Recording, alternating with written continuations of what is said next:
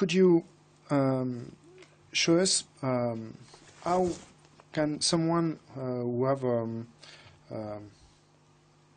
normal material gear could approach and could get close to your sound? Close to my sound? Yeah. Well, I would tell you you'll never sound like me. And I would tell you that... I regret. No, you should never regret that. I would say that you'll never sound like Jimi Hendrix, and I'll never sound like Jimi Hendrix, and Jimi Hendrix would never sound like Jimmy Page, and Carlos Santana will never sound like John McLaughlin, and no one will ever sound like you. You know? Yes, but sometimes you try to get close to the sound of your idol, and it helps you to find your way. Well, the best way that I could say, if you liked my sound, my tone, is to listen to it and just try to emulate it. But always reserve for your own ear. You know, like when I say you'll never sound like me, that's not. I'm not saying that with saying that I am so great that you'll never sound like me. My tone is okay.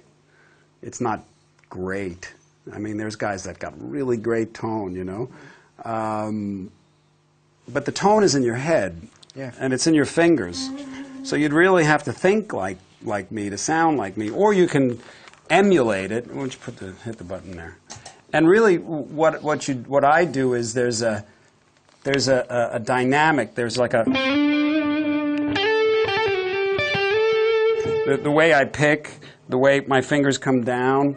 That's part of what creates the tone, you know.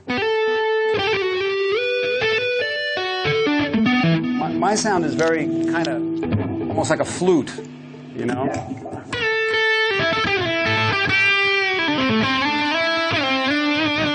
And it's a little more aggressive than most, you know, because it's. You know, it's a little reckless. It's reckless, and I like that. It's a little sloppy, you know, so I'll like it.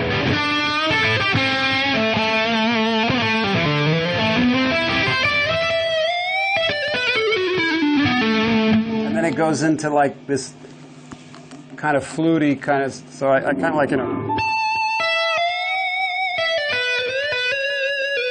That's kind of a beautiful, I used to sit and just see how I can get the guitar to speak, like talk almost. Like.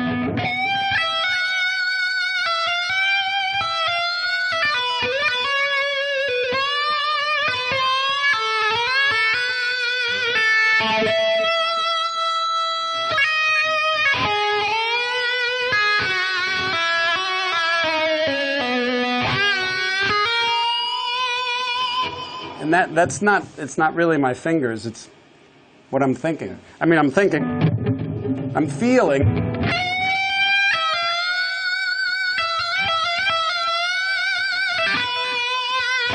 You know, so that you almost have to be fearless and allow yourself to be very vulnerable.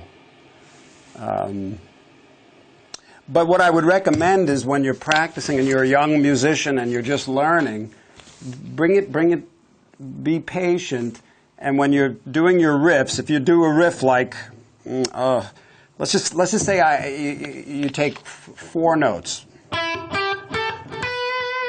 just those notes. If I was to tell you to take those 4 notes and only play those 4 notes in any way that you want, for an hour, okay, without going outside of those notes, you would probably be bored in 10 seconds. But if you keep doing it, you will discover who you are on the instrument, because you'll be forced to, you know. And I used to do that all the time. I still do it. So you might be going, if you had these 4 notes, some of you might be going like this. You don't have the facility, there's no technique. So that's good, that's okay. But you have to listen, and if it's 1 note, you You hit that note until it sounds good to you. You won't know if it's good unless you're listening, though. You know, and I know it's a catch-22 because you have to play it, but you have to listen. You separate yourself from the mind that's playing it, and you become the witness of what's listening. So then you can alter it, you know? So you can...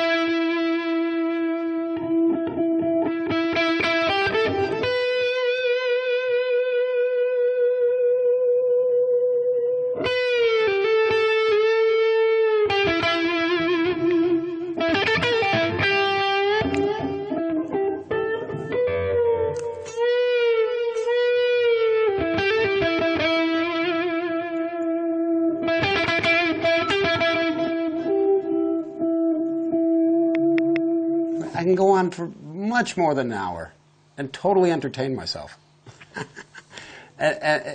and this is how you find your voice. Yeah. You know?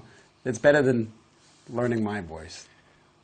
It's hard work. It's really hard work. It's easier to find yourself than to sound like somebody else.